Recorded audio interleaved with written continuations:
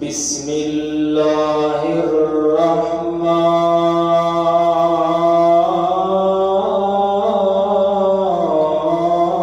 الرحیم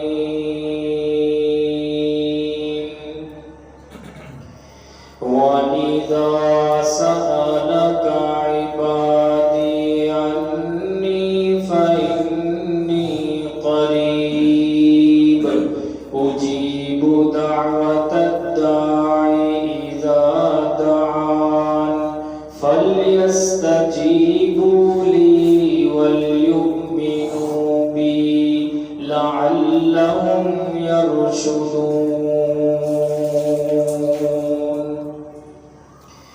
ہر قسم کی حمد و ثنا اللہ وحدہ لا شریک کی ذات اقدس کے لیے خاص ہے، جو اس پوری کائنات کا خالق ہے، مالک ہے، رازق ہے، رحمان اور رحیم ہے، فعال لما یرید ہے اور علی کل شیء قدیر ہے۔ درود و سلام آقائے کائنات سید الاولین والآخرین، شفیع المذنبین، رحمت للعالمین، سیدنا و مولانا امام اعظم، قائد اعظم، رہبر اعظم جناب محمد مصطفیٰ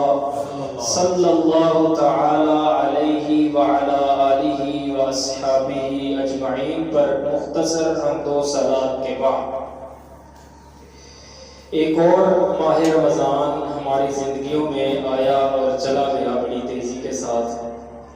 تو موضوع تو ہمارا دعا کے حوالہ سے ہے، پچھلے جمعہ میں دعا کی اہمیت بیان کی تھی، آج کے خطبہ میں ہم دعا کے کچھ مسائل، کچھ آداب ذکر کریں گے، لیکن اس سے پہلے چند ایک باتیں میں کرنا چاہتا ہوں رمضان المبارک کے حوالہ سے۔ دیکھیں رمضان میں ظاہر ہے یقیناً ہم نے بہت زیادہ محنت کی کوشش کی، جہاں تک ہو سکتا تھا قیام اللیل کیا، تراویح پڑھی، جو ہے وہ نمازوں کی پابندی کی، روزے رکھے، صدقہ و خیرات کیا، ایک دوسرے سے بڑھ کر تعاون کیا، ساری نیکیاں کی بڑھ چڑھ کر۔ لیکن یاد رکھیں کہ رمضان المبارک کے اندر کی ہوئی بہت ساری نیکیاں اور اسی طرح دیگر زندگی میں جتنی بھی ہم نیکیاں کرتے ہیں، نیکی کرنا آسان ہوتا ہے، اس کو سنبھالنا مشکل ہوتا ہے۔ نیکی کرنا آسان ہے، اس کی حفاظت کرنا، اس کو بچا کر رکھنا جو ہے وہ مشکل ہے۔ ہم میں سے کوئی بھی بندہ یہ نہیں چاہتا کہ میں سارا دن کام کروں، مزدوری کروں اور شام کو مزدوری کسی اور کو مل جائے۔ چاہے گا کوئی ایسا؟ کبھی کوئی ایسا نہیں چاہے گا کہ یار میں ساری دیہڑی محنت کروں، میں مزدوری کروں، میں کام کروں اور شام کو مزدوری مجھے ملنے کی بجائے کسی اور کو دے دی جائے۔ ایسا کوئی بھی یہ پسند نہیں کرتا۔ تو اس لیے کچھ ایسا ہی معاملہ نیکیوں کے ساتھ بھی ہے، کچھ اعمال ایسے ہیں، کچھ گناہ ایسے ہیں کہ اگر ہم وہ کرتے ہیں تو ہماری کی ہوئی نیکیاں بھی جو ہے وہ ضائع کر دی جائیں گی اور ہمارے بجائے کسی اور کو دے دی جائیں گی۔ نبی اکرم صلی اللہ علیہ وسلم نے فرمایا، اے میرے صحابہ اتدرون ما المفلس، اے میرے صحابہ کیا تم جانتے ہو کہ مفلس بندہ کون ہے؟ فقیر بندہ، غریب بندہ کون ہے؟ تو آپ صلی اللہ علیہ وسلم کے صحابہ کرام نے عرض کی، اللہ کے رسول المفلس فینا من لا درہم لہ ولا متاع، کہ ہم میں سے مفلس، غریب، فقیر وہ بندہ ہے کہ جس کے پاس مال نہیں، درہم نہیں ہے، دنیا کا ساز و سامان نہیں ہے۔ تو آپ صلی اللہ علیہ وسلم نے فرمایا، المفلس من امتی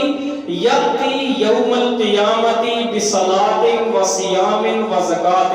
میری امت کا مفلس بندہ، غریب بندہ، فقیر بندہ وہ ہے کہ جو قیامت کے دن بڑی نمازیں لے کر آئے گا، بڑے روزے لے کر آئے گا، بڑی زکاتیں لے کر آئے گا، لیکن وَيَأْتِي قَدْ شَتَمَ هَذَا وَقَدْ أَكَلَ مَالَ هَذَا وَسَفَكَ دَمَ هَذَا وَضَرَبَ هَذَا۔ آپ صلی اللہ علیہ وسلم فرماتے ہیں کہ اس حال میں آئے گا، نمازیں تو بڑی ہیں اس کے پاس، زکاتیں تو بڑی ہیں اس کے پاس، روزے تو بڑے ہیں اس کے پاس، لیکن کیا ہے، اس نے فلاں بندے کو گالی دی ہوگی، فلاں بندے کو تھپڑ مارا ہوگا، فلاں بندے کا مال ناجائز کھایا ہوگا، فلاں بندے کے اس نے خون بہایا ہوگا، اس طرح کر کے آپ علیہ السلام نے فرمایا کہ اس نے لوگوں پر ایسے ظلم و زیادتیاں کی ہوں گی، تو آپ صلی اللہ تعالی علیہ وسلم نے ارشاد فرمایا کہ اس کی نیکیوں میں سے جس کو اس نے تھپڑ مارا تھا کچھ نیکیاں اسے دے دی جائیں گی، کسی کو اس نے گالی دی تھی کچھ نیکیاں اس کی اسے دے دی جائیں گی، جس کا مال ناجائز کھایا تھا دھوکے فراڈ کے ساتھ بعض نیکیاں اسے دے دی جائیں گی، کسی کا خون بہایا تھا بعض نیکیاں اسے دے دی جائیں گی۔ اگر اس کی نیکیاں ختم ہو گئیں اور ابھی بدلہ لینے والے باقی ہوئے تو آپ علیہ السلام نے فرمایا کہ پھر ان کے گناہوں کو اٹھا کر اس کے کھاتے میں ڈالا جائے گا وَطُرِحَ فِي النَّارِ، اور پھر اسے گھسیٹ کر دوزخ میں ڈال دیا جائے گا۔ کہاں گئی نیکیاں، کہاں گئی نمازیں، کہاں گئی زکاتیں، کہاں گئے روزے؟ یہ ساری کی ہوئی نیکیاں بھی اس کو دوزخ سے بچا نہیں سکی۔ کیوں کہ لوگوں کے ساتھ اس نے ظلم و زیادتیاں کی تھی۔ اس لیے لوگوں کے حقوق کا خیال رکھیں، کسی کو تکلیف نہ پہنچائیں، کسی کے ساتھ زیادتی نہ کریں، کسی کو گالی نہ دیں، کسی کو ناجائز مارے نہ، کسی کا مال ناجائز نہ کھائیں۔ کاروبار بھی کرتے ہیں، حق حلال طریقے سے کاروبار کریں، تجارت کریں۔ اگر آپ ناجائز طریقے سے کسی کا مال کھائیں گے تو آپ کی نیکیوں کا بدلہ قیامت کے دن اسے دے دیا جائے گا۔ اس کے علاوہ بھی بہت سارے اعمال ایسے ہیں کہ جن کے کرنے پر انسان کی نیکیاں ان کو قیامت کے دن دے دی جائیں گی اور اس کی نیکیاں ضائع کر دی جائیں گی۔ بہت سے اعمال ایسے جو انسان کی نیکیوں کو تباہ کر دیتے ہیں۔ یہ موضوع نہیں ہے، انشاءاللہ پھر کبھی اس موضوع پر بات کریں گے، لیکن 5-6 باتیں ضروری جو ہیں وہ میں چاہتا ہوں کہ آپ کو گوش گزار کر دو تاکہ آپ ان کا خیال رکھیں۔ سب سے پہلے نمبر پر اگر کوئی شخص اللہ اور اس کے رسول کے احکامات کی خلاف ورزی کرتا ہے اس کی زندگی کی ساری نیکیاں تباہ کر دی جاتی ہیں۔ ہاں اگر کوئی جہالت کے اندر، لا علمی کے اندر کوئی اس سے ایسے معاملہ ہو جائے تو اللہ بخشنے والا، معاف کرنے والا ہے، لیکن اگر کوئی شخص جان بوجھ کر اللہ اور اس کے رسول صلی اللہ علیہ وسلم کے کسی بھی حکم کی خلاف ورزی کرتا ہے تو اس کی زندگی کے سارے عمل برباد ہو جاتے ہیں۔ اس کی دلیل سورہ محمد کی آیت ہے کہ اللہ رب العزت فرماتے ہیں یا ایھا الذین آمنوا اطیعوا اللہ واطیعوا الرسول ولا تبطلوا اعمالکم، کہ اے ایمان والو اطاعت کرو، فرما برداری کرو،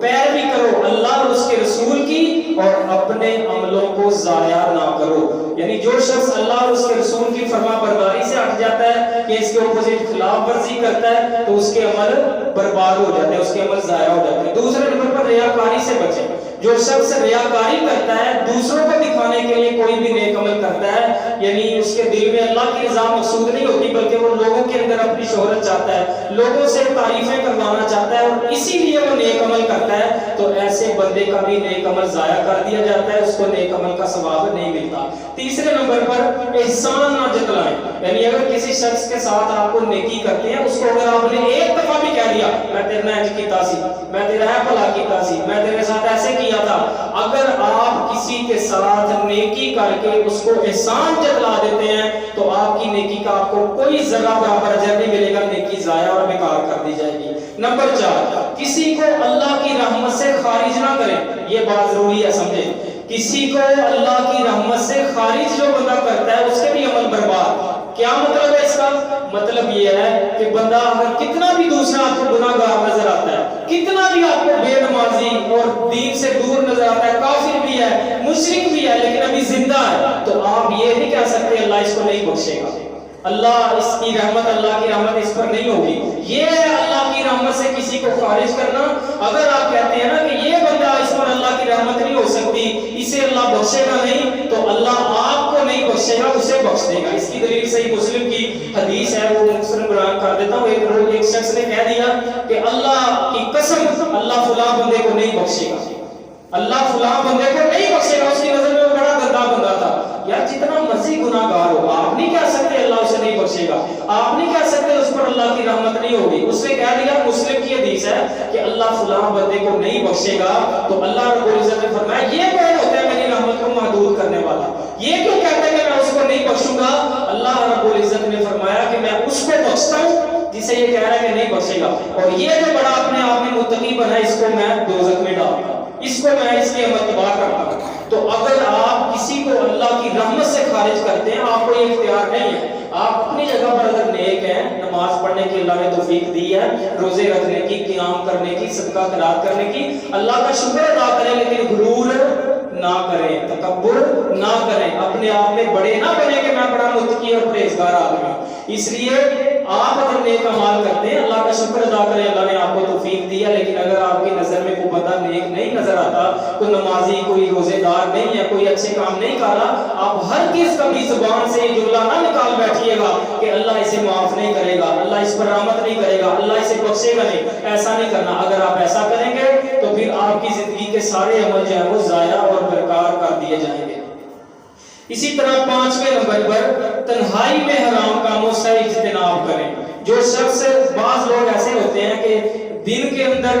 مجلسوں کے اندر، لوگوں کے سامنے، محلے داروں کے سامنے نیک عمل کرتے ہیں، اور اخلاص سے بھی کریں تو اس میں کوئی، یعنی ہم نہیں کہتے کہ نہیں کرتے، اخلاص سے بھی کریں، لیکن جب وہ تنہائی میں ہوتے ہیں تو حرام چیزوں کا ارتکاب کرتے ہیں، فحش چیزیں دیکھتے ہیں۔ آج کا تو نیٹ کا دور ہے، بڑی آسانی سے آپ تنہائی میں بیٹھ کر جو ہے وہ فحاشی دیکھ سکتے ہیں۔ تو جو لوگ مجلسوں میں، مسجدوں میں لوگوں کے سامنے نیک عمل کرتے ہیں، اخلاص کے ساتھ بے شک کریں، لیکن تنہائی میں وہ کسی حرام کام کا ارتکاب کرتے ہیں، تو ایسے لوگوں کی بھی نیکیاں ضائع کر دی جائیں گی، تباہ کر دی جائیں گی، انہیں کسی نیک عمل کا ثواب نہیں ملے گا اور وہ دوزخ کا ایندھن بنیں گے۔ اس کی دلیل حدیث مبارکہ میں ہے سنن ابن ماجہ کی کہ آپ نے اسلام نے فرمایا کہ میں کچھ ایسے لوگوں کو جانتا ہوں، انشاءاللہ یہ پورا موضوع ہم تفصیل سے کسی دن ڈسکس کریں گے کہ کون کون سے عمل نیکیوں کو برباد کرتے ہیں، اس کی پوری حدیثوں کے حوالوں سے آپ کو بتاؤں گا، لیکن آج یہ 2-4 منٹوں میں مختصر آپ کو بتائیں یہ 5-6 باتیں۔ تو 5ویں بات کیا ہے کہ حرام کاموں سے تنہائی میں بھی بچنا ہے آپ نے، تنہائی میں بھی اللہ کی کوئی نافرمانی نہیں کرنی۔ نبی علیہ السلام نے فرمایا، سنن ابن ماجہ میں صحیح حدیث ہے کہ میں کچھ ایسے لوگوں کو جانتا ہوں کہ قیامت کے دن وہ تہامہ پہاڑوں کے برابر نیکیاں لے کے آئیں گے۔ یہ کوئی پہاڑ ہوں گے بڑے بڑے، ایسے ہم نے تو نہیں دیکھے، یہ آپ نے ایک مثال دی کہ تہامہ پہاڑوں کے برابر وہ نیکیاں قیامت کے دن لے کر آئیں گے، لیکن اللہ رب العزت ان کی اتنی پہاڑوں جتنی نیکیوں کو ہوا و منصورہ ہواؤں میں اڑا دے گا، ضائع اور برباد اور تباہ کر دے گا۔ تو صحابہ کرام نے عرض کی اللہ کے رسول یہ کون بد نصیب لوگ ہیں کہ جن کی ساری نیکیاں تباہ کر دی جائیں گی، برباد کر دی جائیں گی، ہمیں ان کی صفت بیان کرے تاکہ ہم اس گناہ سے بچ سکیں۔ تو آپ صلی اللہ تعالی علیہ وسلم نے ارشاد فرمایا کہ یہ وہ لوگ ہیں کہ جو تنہائیوں میں، یعنی نیک عمل تو کرتے تھے، نمازی بھی تھے، سب کچھ تھے، لیکن جب تنہائیوں میں انہیں موقع ملتا تھا تو یہ حرام کام کر بیٹھتے تھے، حرام کاموں سے اجتناب نہیں کرتے تھے، گناہ کرتے تھے تنہائیوں میں۔ تو اس لیے اللہ تبارک و تعالیٰ ایسے لوگوں کی نیکیوں کو ضائع اور برباد کر دے گا جو پہاڑوں کے برابر ہوں گی۔ تو اس لیے اس سے بھی بچنا ہے، تنہائی میں بھی کوئی برا عمل، کوئی حرام کام نہیں کرنا۔ اسی طرح نمبر 6، یہ بھی بڑی اہم بات ہے کہ شوقیہ کتا نہ پالیں۔ جو شخص، یعنی ایک تو آپ نے اجازت دیا کہ کھیتی وغیرہ کو، باہر آپ کی حویلی ہے، وہاں پر کوئی نہیں ہے، کھیتیاں ہیں، تو وہاں پر آپ رکھوالی کے لیے کتا رکھ سکتے ہیں، شکار کے لیے کتا رکھ سکتے ہیں، سدایا ہوا کتا جو ہوتا ہے شکار کرتا ہے آپ کے لیے، یہ کتا رکھنے کی اجازت ہے۔ لیکن جو لوگ گھروں میں بغیر کسی وجہ سے، گھروں میں گھر میں رکھوالی کے لیے بھی آپ نے حاصلات کرتے ہیں، اگر گھر میں ہم رکھوالی کے لیے رکھ لیں، نہیں بھائی اس کی کوئی دلیل نہیں ہے، گھر میں رکھوالی کے لیے آپ نے اذکار جو بتائے ہیں، آیت الکرسی بتائی ہے، گھر کی حفاظت کے لیے، اپنی حفاظت کے لیے وہ چیزوں پر عمل کریں، لیکن گھر میں جو بندہ چاہے رکھوالی کے لیے رکھے، چاہے کوئی بندہ شوقیہ طور پر جو خوبصورت یہ کتے پالتے ہیں، بڑے بڑے پیارے کتے مل جاتے ہیں، دل بھی کرتا ہے، لیکن بھائیو شریعت نے اس کی اجازت نہیں دی۔ جو یہ کتے شوقیہ طور پر پالتے ہیں، نبی صلی اللہ علیہ وسلم کا فرمان ہے کہ ہر روز جو بندہ شوقیہ کتا پالتا ہے، روز بروز اس کے نامہ اعمال میں سے 1 قرات ثواب کم کر دیا جاتا ہے، ہر روز اس کے ثواب میں کمی، نیکیاں ضائع ہوتی رہتی ہیں۔ اور 1 قرات کیا ہے؟ آپ اسلام کی دوسری حدیث سے پتہ چلتا ہے کہ 1 قرات احد پہاڑ کے برابر ہے، احد پہاڑ کے برابر آپ کی روز بروز نیکیاں کم ہوتی جاتی جب تک آپ کتا پالنا نہیں چھوڑتے۔ تو کتا جو بندہ شوقیہ پالے گا اس کی نیکیاں بھی ضائع کر دی جاتی ہیں، اس کی نیکیاں بھی آہستہ آہستہ کم کر دی جاتی ہیں۔ اس لیے ان چیزوں سے، یہ 6 چیزیں ضروری تھی، ان کو اس لیے میں نے جلدی بیان کر دیا تاکہ آپ اگر کوئی کر رہا ہے تو اس سے بچے، اور باقی انشاءاللہ اس موضوع کو ہم تفصیل سے کسی دن ڈسکس کریں گے۔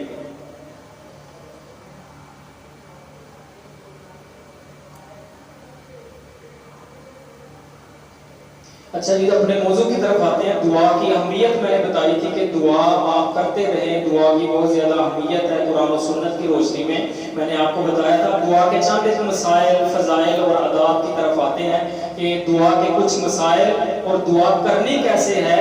قرآن و سنت ہمیں کس طرح رہنمائی کرتا ہے کہ دعا ہمیں کرنی کیسے چاہیے قرآن و سنت کی روشنی میں۔ تو سب سے پہلا مسئلہ دعا کے حوالے سے ہے دعا اور تقدیر کا مسئلہ، بڑا ہی اہم مسئلہ، بڑا ہی کریٹیکل مسئلہ ہے دعا اور تقدیر۔ کہ یہ سوال اٹھتا ہے کہ یار جب تقدیر میں سب کچھ لکھ دیا گیا ہے کہ اس کو کتنا رزق ملنا ہے، اس کو کیا ملنا ہے، کیا نہیں ملنا، تو پھر دعا کرنے کی کیا ضرورت ہے؟ کیوں ہم دعا کریں بھائی جب سب کچھ لکھ دیا گیا ہے؟ تو بھائیو یہ بات یاد رکھیں، اگرچہ اس پر ہمارا ایمان ہے کہ اللہ رب العزت نے تقدیر لکھی ہے، انسان کی پوری زندگی کی تقدیر اللہ نے لکھی، کیا ملنا ہے کیا نہیں ملنا، کیا اس کے ساتھ ہونا ہے، نیک ہوگا یا بدبخت ہوگا، یہ اللہ نے پہلے سے لکھ دیا ہے۔ لیکن میں ایک سوال پوچھتا ہوں، کیا اللہ رب العزت اس بات کا پابند ہے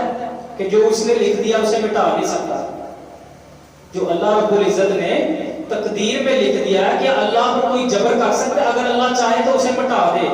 جو اللہ نے اگر آپ کی زندگی میں لکھا ہے اس نے دوزخ میں جانا ہے، آپ دعائیں کریں تو اللہ تبارک و تعالیٰ اگر چاہے تو آپ کی دعاؤں کی وجہ سے وہ تقدیر کے سے آپ سے دوزخ ختم کر دے۔ اللہ کو وہ پوچھ سکتا ہے؟ اور قرآن سے اس کی دلیل دیتا ہوں، سورہ رعد کے اندر اللہ فرماتے ہیں یمحو اللہ ما یشاء ویثبت، اللہ جو چاہتا ہے مٹاتا ہے اور جو چاہتا ہے باقی رکھتا ہے۔ وَعِندَهُ أُمُّ الْكِتَابِ، 39 نمبر آیت ہے سورہ رعد کی، اور اسی کے پاس ام الکتاب یعنی لوح محفوظ ہے، یعنی جس میں سب کی تقدیریں موجود ہیں وہ کتاب اس کے پاس ہے، وہ جو چاہتا ہے مٹاتا ہے اور جو چاہتا ہے باقی رکھتا ہے۔ تو اس لیے یہ نہیں کہہ سکتے کہ تقدیر میں سب کچھ لکھ دیا گیا اس لیے دعائیں کیوں کریں ہم؟ دعا کی طرف تو اللہ نے خود ترغیب دلائی ہے، حکم دیا کہ مجھ سے دعائیں کرو۔ تو اگر آپ دعائیں کرتے ہیں اور آپ کی تقدیر میں کچھ الٹ لکھا گیا ہے تو ہو سکتا ہے آپ کے خلوص کو دیکھ کر، آپ کا رونا دھونا دیکھ کر، آپ کا گڑ گڑانا دیکھ کر اللہ تبارک و تعالیٰ آپ پر رحم فرمائے، آپ کی تقدیر سے وہ چیز مٹا دے۔ اللہ کو کوئی نہیں پوچھ سکتا۔ اور اگر یہ کہیں، اور جس طرح یہ ترمذی شریف کی حدیث بھی ہے 2139 نمبر، حضرت سلمان فارسی رضی اللہ عنہ سے مروی کہ آپ صلی اللہ علیہ وسلم نے فرمایا لا یرد القضاء الا الدعاء، کہ دعا کے علاوہ کوئی چیز تقدیر کو رد نہیں کر سکتی۔ تو یہ بھی اس کا کیا مطلب ہے؟ مطلب یہی ہے کہ دعا کریں گے تو اگر تقدیر میں کچھ برا بھی لکھا ہے تو دعاؤں کی وجہ سے وہ ختم کر دیا جائے گا، مٹا دیا جائے گا۔ اور اگر یہ کہیں گے یار نہیں دعا، پھر بھی آپ کوئی بندہ اصرار کرے کہ ایسے بھی لوگ دنیا میں موجود ہیں، تو ہم پوچھتے ہیں کہ ابو داؤد کے اندر حدیث ہے 1425 نمبر کہ آپ نے اسلام جو دعائے قنوت ہمیں سکھائی ہے، اس میں آپ یہ دعا کیا کرتے تھے؟ ایک جملہ یہ بھی ہے وَقِنِي شَرَّ مَا قَضَيْتَ، اے اللہ جو تو فیصلہ کر چکا ہے اس کے شر سے مجھے بچا۔ تو جو اللہ نے شر اگر لکھ دیا ہے، اس نے فیصلہ کر دیا ہے، تو پھر کیا فائدہ دعا کرنے کا اس کا؟ آپ اسلام خود یہ دعا کرتے ہیں کہ اللہ جو تو فیصلہ میرے بارے میں کر چکا ہے اس کے شر سے مجھے بچا، اس کی خیر مجھے عطا فرما۔ تو یہ پتہ چلتا ہے کہ اللہ تقدیر کو بدل سکتا ہے، اللہ تبارک و تعالیٰ ہماری تقدیروں کو ہماری دعاؤں کی وجہ سے بدل دیتا ہے۔ اور اسی طرح اپنے اسلام یہ بھی دعا کرتے تھے، صحیح مسلم میں 2707 نمبر حدیث ہے مکتبہ شاملہ کی نمبرنگ سے کہ سیدنا ابو ہریرہ رضی اللہ عنہ سے مروی ہے ان النبی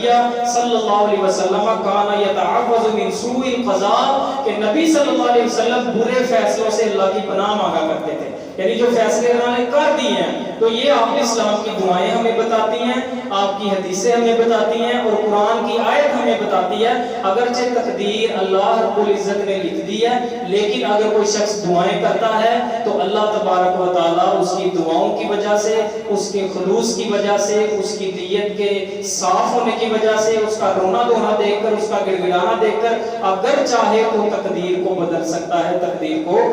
بدل سکتا ہے۔ اسی طرح دعا اور ظاہری اسباب، اچھا دعا بھی کرنی چاہیے لیکن ساتھ ظاہری اسباب بھی اختیار کرنی چاہیے۔ مثال کے طور پر بندہ یہ دعا کرے کہ یا اللہ مجھے اولاد دے، لیکن شادی کرے گا،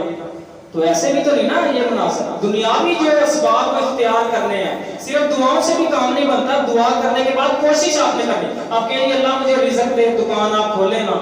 اللہ مجھے رزق دے، کام پہ آپ جائیں نا، اللہ مجھے بیٹا دے، شادی آپ کریں نا۔ تو یہ اسباب بھی اختیار کرنے ہیں، اس کے بعد دعائیں فائدہ دیتی ہیں۔ تو دنیاوی اسباب کے ساتھ اللہ تبارک و تعالیٰ نے دنیا جوڑی ہے، تو دعائیں بھی کرنی ہیں لیکن ساتھ ساتھ آپ نے ظاہری اسباب بھی اختیار کرنے ہیں۔ جس طرح سورہ الانفال میں اللہ رب العزت نے یہ حکم دیا وَأَعِدُّوا لَهُم مَّا اسْتَطَعْتُم مِّن قُوَّةٍ کہ ان کافروں، ان بدبختوں، ان سرکشوں کے خلاف اپنی استطاعت کے مطابق قوت تیار کرو، یعنی اسلحہ وغیرہ اپنی قوت، جس طرح کہ آپ یہ دیکھیں میں آیت چونکہ آ گئی ہے جیسا کہ آپ جانتے ہیں کہ فلسطین کے اندر اس وقت مسلمانوں کا کیا حال ہے، کشمیر کے اندر دیگر دنیا میں مسلمان پیس رہے ہیں۔ اس کی وجہ کیا ہے کہ ہم نے کافروں کے خلاف اپنی قوت استعمال کرنی چھوڑ دی ہے۔ ہم جب جہاد کا نام آتا ہے، اللہ جانتا ہے کہ آج تو یہ ہے حال کہ جو بندہ جہاد کا نام لے گا اسے ویسے ہی کیا ہو سکتا ہے کہ وہ اٹھا کے ہی لے جائیں، تو اس طرح کے تو معاملات ہوئے پڑے۔ حالانکہ جہاد دین اسلام کی ایک اونچی کوہان ہے،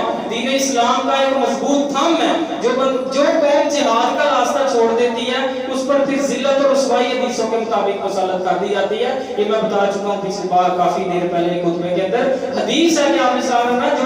جو لوگ جو قوم جہاد چھوڑ دے گی اور دنیاوی کاروباروں پر، دنیاوی پیسے کمانے پر راضی ہو جائے گی تو اللہ رب العزت اس پر ایسی ذلت مسلط کرے گا کہ پھر وہ کبھی جان نہیں چھوٹے گی۔ تو جہاد یہ جو لاتوں کی بھوت باتوں سے نہیں مانتے محترم بھائیو، یہ بات ہمارے حکمرانوں کو بھی سمجھنی پڑے گی، ہم سب پوری امت مسلمہ کو سمجھنی پڑے گی کہ اسلام اگرچہ امن کا درس دیتا ہے، پیار کا درس دیتا ہے، لیکن جہاں پر کوئی سرکش اسلام کو نقصان پہنچانے والا، مسلمانوں پر ظلم کرنے والا آئے، وہاں پر اسلام تلوار اٹھانے کا بھی حکم دیتا ہے، وہاں پر اسلام اسلحہ اٹھانے کا بھی درس دیتا ہے۔ تو یہ بات کسی اور طرف نہ چل پڑے۔ آپ اسلام نے، اللہ تبارک و تعالیٰ نے ہمیں یہ تلقین کیا کہ ہم دعاؤں کے ساتھ ساتھ ظاہری اسباب، یا اللہ اگر چاہے تو بغیر ہماری قوت تیار کیے بھی ہمیں فتح دے سکتا ہے، لیکن اس کے باوجود اللہ نے کہا کہ تم دنیاوی اسباب اختیار کرو، تم اپنی طاقت کے مطابق محنت کرو، بعد میں اللہ تعالیٰ تمہیں فتح عطا فرمائے گا۔ اسی طرح ایک آدمی اللہ کے رسول اسلام کے پاس، اللہ کے رسول کیا میں اونٹنی کھلی چھوڑ کر اللہ پر بھروسہ کروں یا اس کے پہلے پاؤں باندھ کر اللہ پر بھروسہ کروں؟ یہ ابو داؤد کے اندر حدیث ہے جامع ترمذی میں کہ آپ علیہ السلام نے بھی اسے کہا کہ نہیں، پہلے اونٹنی کا پاؤں باندھو پھر اللہ پر بھروسہ کرو۔ یہ نہیں ہے کہ بندہ باہر گاڑی ویسے ہی کھڑی کر دے لا کے بغیر ہی اور کہ میرا اللہ پر بھروسہ ہے، تو پھر آپ اندر آ جائیں بعد میں آپ کو نہیں ملے گی گاڑی۔ تو اس لیے یہ دعائیں بھی ہیں، توکل بھروسہ بھی اپنی جگہ پر ہے، لیکن اس کے ساتھ ساتھ اسباب بھی اختیار کرنے ہیں۔ گاڑی کو لاک کرنا ہے، وائر لاک لگانا ہے، اس کے بعد دعا کرنی ہے اللہ میری گاڑی کی حفاظت کرنا، اس کے بعد اللہ پر توکل اور بھروسہ کرنا ہے۔ نمبر 3،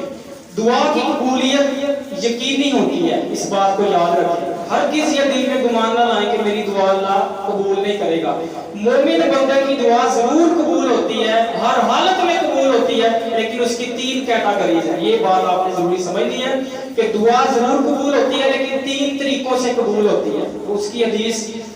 یہ بخاری شریف کے اندر حدیث موجود ہے کہ حضرت ابو سعید خدری رضی اللہ عنہ سے مروی ہے کہ نبی صلی اللہ علیہ وسلم نے ارشاد فرمایا ما من مسلم یدعو بدعوۃ لیس فیہا اسم ولا قطیعۃ رحم الا اعطاہ اللہ بها احدى ثلاث، کہ جو بھی مومن بندہ اللہ تبارک و تعالیٰ سے دعا کرتا ہے تو وہ گناہ کی دعا نہ ہو، یعنی قطع رحمی کی، رشتہ داری توڑنے کی دعا نہ ہو، تو اس کی دعا کو اللہ ضرور قبول کرتا ہے، اور 3 چیزوں میں سے ایک چیز اسے عطا کرتا ہے۔ نمبر 1، اما ان تعجل له دعوته، کہ اب یا تو ایک صورت یہ ہے کہ بندے نے دعا کی اور اللہ نے فوراً قبول کر لی، یعنی بندے نے کوئی موٹر سائیکل مانگی، کوئی گاڑی مانگی، اللہ سے کوئی نوکری مانگی، کوئی کام مانگا، فوراً دعا قبول ہو گئی، یا اس میں لیٹ بھی ہو سکتا ہے، جیسا کہ حضرت ابراہیم علیہ السلام نے پیارے نبی، ہمارے نبی کے متعلق دعا مانگی تھی کہ اللہ اس عربوں کے اندر ایک نبی مبعوث کر کہ جو ان کو قرآن و سنت کی تعلیم دے، ان کا تزکیہ کرے، انہیں جو ہے وہ دانائی کی، حکمت کی باتیں بتائے۔ تو یہ دعا تو قبول کر لی، لیکن اس کا رزلٹ 2000 سال بعد سامنے آیا، یعنی 2000 سال کے بعد پیارے نبی کی پیدائش ہوئی، اور آپ اسلام فرمایا کرتے تھے کہ میں اپنے باپ ابراہیم کی دعا کا نتیجہ ہوں۔ تو یہ دعا تو قبول ہو گئی، ہو سکتا ہے کہ آپ آج دعا کریں مہینے بعد قبول ہو، مہینے بعد دعا قبول ہو گئی ہے، لیکن ہو سکتا ہے ہے اس کا رزلٹ آپ کو مہینے بعد ملے، سال بعد ملے، 2 سال بعد ملے، دعا نہیں آپ نے چھوڑنی، رد نہیں جاتی. تو دعا ایک تو صورت یہ ہے کہ جو آپ دعا کریں وہ قبول ہو جائے، اور دوسری صورت یہ ہے وَإِمَّا أَن يَدَّخِرَهَا لَهُ فِي الْآخِرَةِ، یا تو اللہ تبارک و تعالیٰ آپ کی دعا کو جو آپ نے مانگا وہ تو نہیں دے گا آپ کو. آپ نے سائیکل مانگی، نوکری مانگی، موٹر سائیکل مانگی، تو اللہ نے وہ تو نہیں دی آپ کو، لیکن اللہ تبارک و تعالیٰ نے دعا پھر بھی آپ کی ضائع نہیں کی ہے. اگرچہ آپ کو آپ کی مطلوبہ چیز نہیں ملی، لیکن پیارے نبی فرماتے ہیں کہ اس دعا کی برکت سے اللہ تبارک و تعالیٰ اس کو آخرت میں فائدہ دے گا، اس دعا کو آخرت کے لیے جمع کر لے گا. اور بندہ یعنی جب ظاہر ہے کہ دنیا کی تو کوئی حیثیت نہیں ہے، تو قیامت کا دن جب ہوگا اور اس کی جو دعائیں دنیا میں قبول نہیں ہوئی تھی، تو وہ جب اس کو اس کا اجر ملے گا تو ظاہر ہے کہ وہ یقیناً تمنا کرے گا کہ کاش اس کی دنیا میں کوئی بھی دعا قبول نہ ہوتی اور سارا اجر مجھے آخرت میں مل جاتا. تو دوسری صورت دعا قبول ہونے کی لازمی قبول ہوتی ہے، لیکن یہ ہے کہ مطلوبہ چیز نہیں ملتی، لیکن اللہ تبارک و تعالیٰ اس دعا کو محفوظ کر لیتا ہے آخرت کے لیے، اور آخرت میں اس کا بدلہ دے گا. نمبر 3 وَإِمَّا أَن يَصْرِفَ عَنْهُ مِنَ السُّوءِ مِثْلَهَا، یا کبھی اللہ تبارک و تعالیٰ اس دعا کے مثل اس سے کوئی مصیبت ڈال دیتا ہے. یعنی دعا کی تھی اللہ نوکری مل جائے، اللہ موٹر سائیکل مل جائے، اللہ سائیکل مل جائے، وہ تو نہیں ملی مطلوبہ چیز، نہ ہی آخرت کے لیے جمع ہوئی، لیکن اس دعا کے بدلے میں مثال کے طور پر ہفتے بعد آپ کا ایکسیڈنٹ ہونا تھا، 3 دن بعد آپ کا ایکسیڈنٹ ہونا تھا، لیکن جو آپ دعائیں کر رہے تھے اور وہ قبول نہیں ہوئی، اس کے بدلے میں اللہ تعالیٰ اس ایکسیڈنٹ کو روک دے گا. یعنی آپ نے اسلام نے فرمایا کہ اس دعا کی وجہ سے تیسری صورت کیا ہے، کوئی نہ کوئی برائی اللہ اس سے دور کر دیتا ہے، کوئی نہ کوئی پریشانی دور کر دیتا ہے. تو دعا کسی صورت بھی رد نہیں جاتی، دعا کسی صورت بھی رد نہیں جاتی، خالی نہیں جاتی. آپ دعائیں کرتے رہیں، آپ کو کوئی نہ کوئی اس کا بینیفٹ ملے گا، کوئی نہ کوئی فائدہ ملے گا. یا تو مطلوبہ چیز مل جائے گی، یا دعا کی وجہ سے اللہ آپ سے کوئی مصیبت دور کر دے گا، یا دعا کو اللہ آخرت کے لیے جمع کر لے گا. اس لیے دعائیں کرتے رہنا چاہیے زیادہ سے زیادہ. کوئی بھی دعا آپ کی رد نہیں جائے گی، اس نیت سے، اس یقین سے آپ جو بھی دعا کریں گے اس کا آپ کو کوئی نہ کوئی فائدہ ہوگا. نمبر 4 وہ لوگ کون ہیں کہ جن کی دعا اللہ قبول نہیں کرتا. یعنی میں نے بتایا کہ مومن بندے کی کوئی دعا اللہ رد نہیں کرتا، لیکن کچھ بندے ایسے بھی ہیں کہ جن کی دعا اللہ قبول ہی نہیں کرتا. وہ کون ہے؟ نمبر 1 حرام کھانے والا. جو شخص حرام کھاتا ہے، حرام کی کمائی کھاتا ہے، ایسا بندہ چاہے کعبے کے غلاف سے لپٹ کر دعائیں کرے اللہ قبول نہیں کرے گا. صحیح مسلم میں حدیث ہے کہ حضرت ابو ہریرہ رضی اللہ عنہ فرماتے ہیں کہ آپ علیہ السلام نے ایک شخص کا ذکر کیا کہ جو اپنے ہاتھ آسمان کی طرف اٹھا کر یا ربی کرتا ہے، اے رب مجھے دے، اے رب میری یہ دعا قبول کر، اے رب مجھے یہ دے. یعنی آپ نے فرمایا کہ یمد یدیہ الی السماء یا ربی، کہ آسمان کی طرف ہاتھ اٹھا کر یا ربی کرتا رہتا ہے. وَمَطْعَمُهُ حَرَامٌ وَمَشْرَبُهُ حَرَامٌ وَمَلْبَسُهُ حَرَامٌ وَغُذِيَ بِالْحَرَامِ. آپ نے فرمایا حالانکہ اس کا کھانا بھی حرام ہے، حرام کا ہے، اس کا پینا بھی حرام کا ہے، اس کا پہننا بھی حرام کا، کپڑے بھی حرام کی کمائی سے ڈالے ہوئے ہیں، اور غذا بھی حرام کھاتا ہے. وَأَنَّا يُسْتَجَابُ لِذَلِكَ. آپ نے فرمایا کہ دعا کیسے قبول ہو؟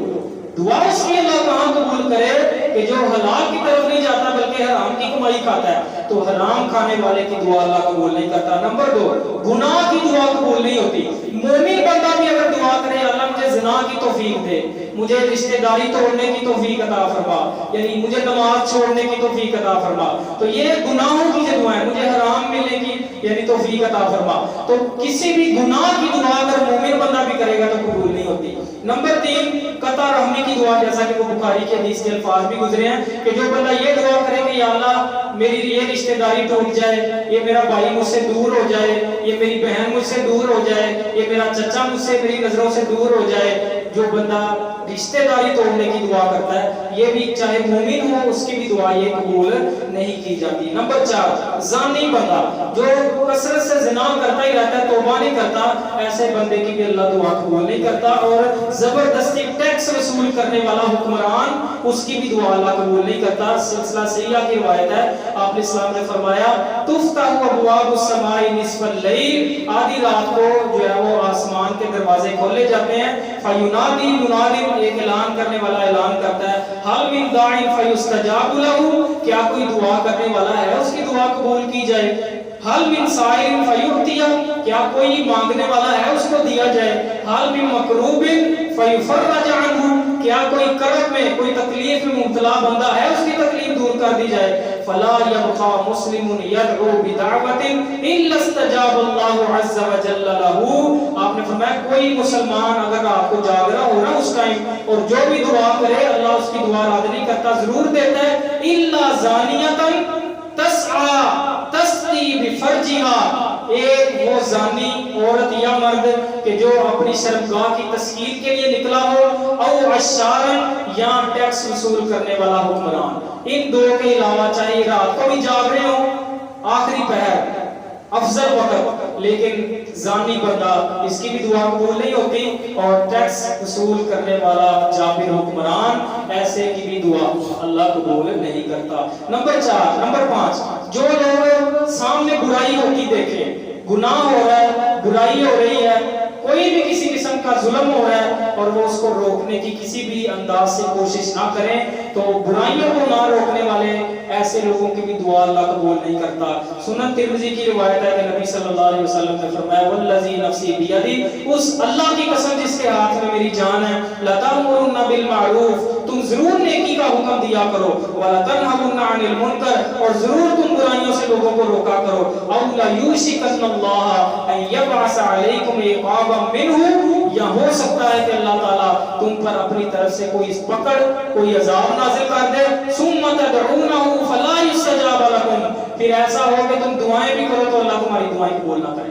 یعنی تم برائیوں کو اگر روکنا چھوڑ دو گے, نیکی کا حکم دینا چھوڑ دو گے, تو پھر اللہ تعالیٰ تم پر ایسا کوئی سزا کوئی پکڑ نازل کر دے گا, پھر دعائیں بھی تمہاری قبول نہیں ہوگی. نمبر 6, غفلت اور لاپرواہی سے جو بندہ دعا کرتا ہے اس کی بھی دعا قبول نہیں ہوتی. یعنی بس وہ جو ہے نا وہ رسمی سی دعا کر رہا ہے, دل میں یقین ہی نہیں کہ اللہ نے قبول کرنی ہے کہ نہیں کرنی, لاپرواہی سے دعا کر رہا ہے, ادھر ادھر دیکھی جا رہا ہے. ایسے دعا اللہ کی عبادت ہے, جیسے نماز توجہ سے پڑھتے ہیں, اسی طرح دعا بھی پوری اللہ کی طرف دھیان ہونا چاہیے اور بندہ اللہ سے دعا کرے. جو بندہ لاپرواہی سے غفلت کے دل سے دعا کرتا ہے اس کی بھی دعا اللہ قبول نہیں کرتا. ترمذی میں حدیث موجود ہے کہ آپ نے اسلام نے فرمایا ادعوا اللہ وانتم موقنون بالاجابہ, اللہ سے